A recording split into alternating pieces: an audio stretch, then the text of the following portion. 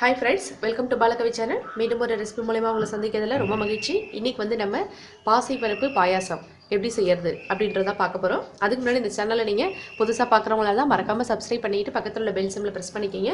நான் தினம் போடுற வீடியோ உங்களுக்கு வந்து சேரும். பாசி பருப்பு 1/4 கிலோ எடுத்துர்க்கேன்.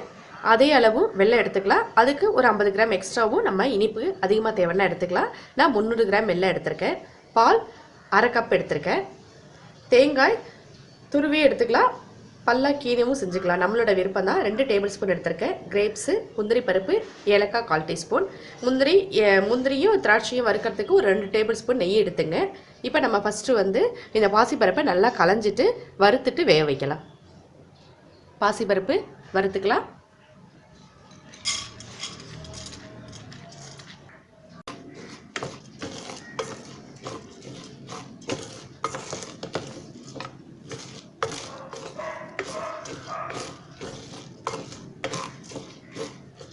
நல்லா பொன்னிறமாக வறுத்துங்க. நல்ல வாசனை வரும். வறுக்கும்போது இந்த வாசனை வரும்போது நிப்பாட்டிங்க. இப்போ நான் இதில் தண்ணி சேர்த்துக்கிறேன்.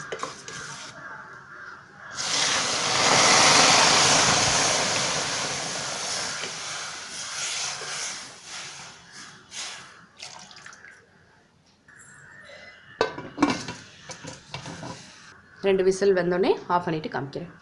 விசில் வந்துருச்சு. இப்போ நம்ம திறந்து பார்க்கலாம். யார் இறங்கிடுச்சு.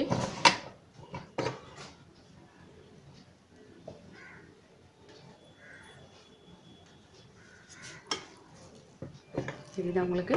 நல்லா அடுத்தது வெள்ளைப்பாகு ரெடி பண்ணலாம்.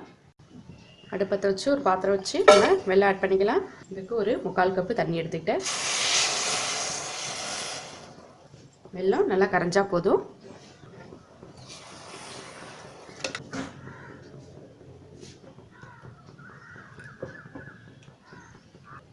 அவ்வளோதான். வெல்லம் வந்து கரைஞ்சிருச்சு. இது பாருங்க.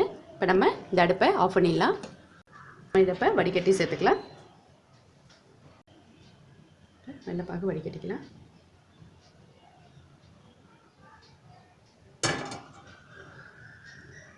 இப்போ நம்ம நல்லா கிண்டி விட்டுக்கலாம்.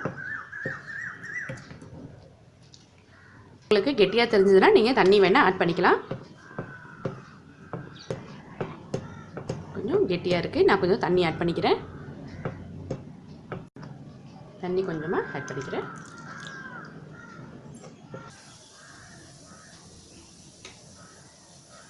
ஒரு 2 நிமிஷம் கொதிச்சிச்சு. இப்போ நம்ம எடுத்து வச்சுருக்கிற பால் சேர்த்துக்கலாம்.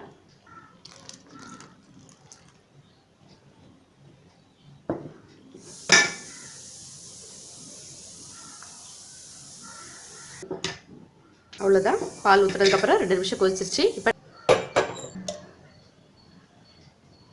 நெய் ஒரு 2 டேபிள் ஸ்பூன் சேர்த்துங்க. நம்ம கிரேப்ஸ் சேர்த்துக்கலாம். கிரேப்ஸ் நல்லா உப்பி வரட்டும். வந்தோடனே முந்திரியும் சேர்த்துடலாம்.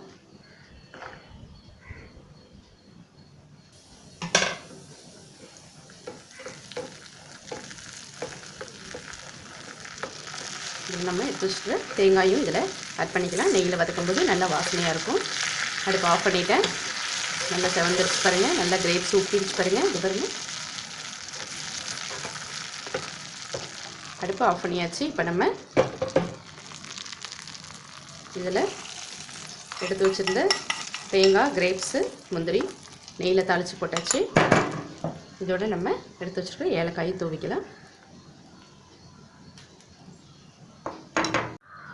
அவ்வளோதாங்க. பாயாசம் ரெடி ஆகிடுச்சு. செஞ்சு ட்ரை பண்ணி பாருங்கள். மறக்காமல் இந்த சேனலை சப்ஸ்கிரைப் பண்ணிவிட்டு பக்கத்தில் உள்ள பெல் சிம்பிளை ப்ரெஸ் பண்ணிக்கிங்க. நான் தினம் போடுற வீடியோ உங்களை வந்து சேரும். நன்றி. தேங்க்யூ ஃபார் வாட்சிங்.